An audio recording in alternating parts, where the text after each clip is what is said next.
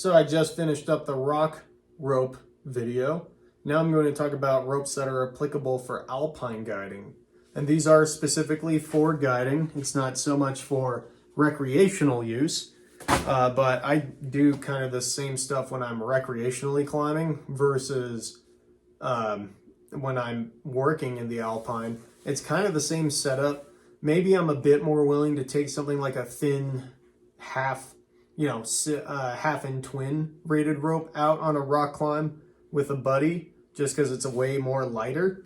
But you never see me doing that with a client because it's just an industry standard where we use single rated ropes with our clients. And when you're doing something like short roping, when I'm out with my friends, I do a lot less short roping and short pitching. So we can kind of help the rope, that helps the rope last a bit longer. But when you're out with your clients, then you do a ton of short roping and short pitching, which is super hard on the ropes. So you need a single rated rope. You know, it's just so easy for those thin ropes to get cut nowadays. Even when I'm out there with my friends, we are kind of moving to more just using single rated ropes the whole time. I mean, they are so thin nowadays, it's kind of hard to not justify it. But my alpine rope selection may be a bit less than my rock rope selection, but it may be more varied in terms of stuff like length of rope. In rock climbing, we tend to do a lot longer pitches, so we kind of stick with longer ropes. In alpine climbing, you may have something like a alpine third or fourth class ridge scramble, and you only need like 30 meters of rope to get through it. I've definitely done stuff where I've taken an old rope and I've cut it in half to make a 30-meter rope, and I brought that into the mountains for a specific objective because I needed a single rated 30-meter rope. And actually, I don't happen to have one of those on me right now, but a common thing I'll do is I can buy one rope or a selection of ropes. These are my two alpine ropes, really. I have more, but these are my two main ones. They're both Mammoth Alpine Senders, 8.7 mil. So they're some of the thinnest single rated ropes on the market. The thinner one would be the Beal Opera. And they're still single rated, so they have a bit of heft to them. But just because of how thin these ropes are and how much short pitching especially beats up your ropes, you kind of have to replace them roughly every year, maybe every 2 years, depending on the situation. So I may use a rope like this for a full season of alpine guiding, and it's still okay to use, but the waterproofing wore off. And that's a big deal, right? So I may buy a new rope and use that on more wet climbs or ice climbs or something like that. And I can still use this rope on a very dry alpine climb. So maybe around later season, I can pull that one out again and then save some wear on my new one. And so that's a good thing to think about. Another thing I'm considering doing with these two ropes, these two are 1 season old. I got two and then spread the wear out over both of them. So they're both holding really strong. But what I could do is cut these in half and have two sets, just because it's two, of 30-meter single rated alpine ropes. And those are useful for, a number of things, depending on your area. So there may be some areas or some types of guiding where you don't want 30-meter ropes. But in alpine land, you use everything from a 30-meter all the way up to a 60-meter rope. And so it's good to have those options in a rope quiver. And then if I cut these ones in half, they're going to last quite a while. And I buy two new ones to replace them as my new 60-meter ropes. You'll find that a lot of people, especially like the oldest guides, they have a ton of different sized ropes because they used them a little and then they changed them in some way. And then they got new ones to replace them, and then they can build out their rope quiver so that way they have 30 meters, 40 meters, 50 meters, and 60 meters, and 70 meters. Generally, in alpine guiding, we kind of stick to that 60-meter range for a lot of things, except for in ice climbing land where it's good to have 70 and 80-meter ropes, which kind of falls under the alpine guiding spectrum. I pull this thing out here. My current 70-meter rope that's more alpine related is this Beal Opera. This is an 8.5. mil rope, and it's 70 meters. So it's super thin. This one's very new, so it has really good waterproofing. This has been kind of my main ice climbing rope this winter because it's so new that I'm not worried about the water getting soaked into it.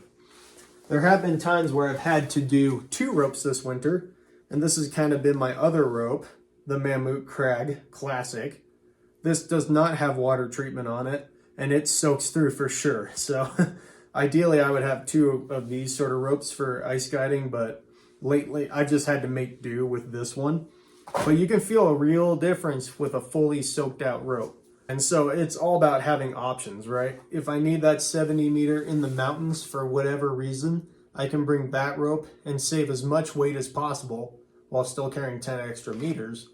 And then me and my buddies can use that. It's also nice how supple and packable these ropes are, because oftentimes you're putting like half the rope in your backpack and then coiling the rest on your body too as a guide in the alpine. So now that's talking about technical alpine ropes. If I'm on a glacier and I'm only doing a glacier climb like the Coleman Deming or something like that, then I may choose to bring a different rope. This kind of bridges into where you could also see people using rad lines, but again, that's not part of this. So this is my glacier rope. This is rated as a twin and a half rope. You need at least a half rated rope if you're going to bring it out as the sole rope on a glacier. But this is still acceptable among many guide services to bring a half rope on a glacier rather than a full single rope.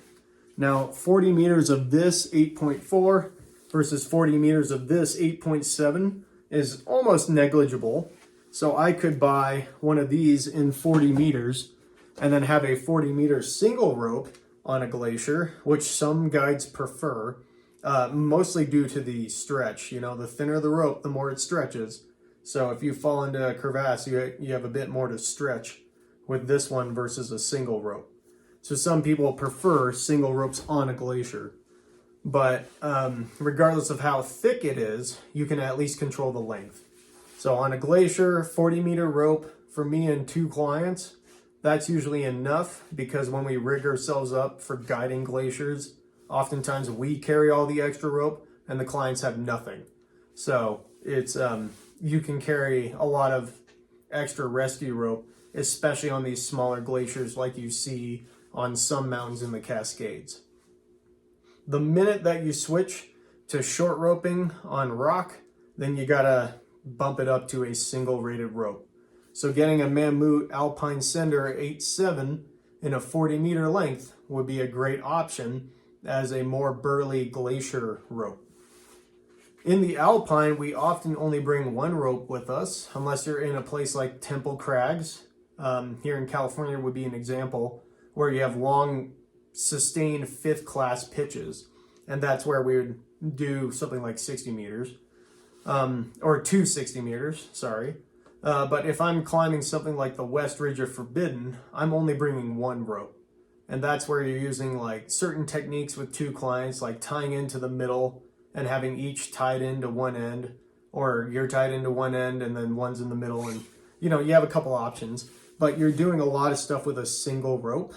And you're also doing something known as end roping, where you have each client tied about 6 to 9 feet apart, and you're on the other end of the rope, and that gives you like 50 meters to work with for the entire pitch. And then the clients just climb together on each end of the rope. So that's something that you see in the alpine a whole lot. It is not something that you see in the rock world a whole lot. So that's like a few distinctions. Very common in the rock world to almost always have multiple ropes at your disposal, whereas in the alpine, it's a lot more common to just have 1 rope at your disposal. It just depends on the route. Of course, there is the option, you have the Beal Escaper, or you have the tag line, so that way you can do 60 meter rappels with only 1 rope. And those are also employable for a couple of routes. But you can see in the end, my overall selection of ropes is decreased because I go for the more, like the thinnest, still single rated ropes on the market, but the amount of length I have varies from 30 meters all the way up to 60 meters. I actually used to have more 30 meter and 40 meter single ropes that were cut, but I actually retired those before I moved down to California. So I usually like to have one 40 meter single rope in my quiver and one 30 meter single rope in my quiver. But I don't have those right now. I'm going to have to get them before this next alpine season really ramps up.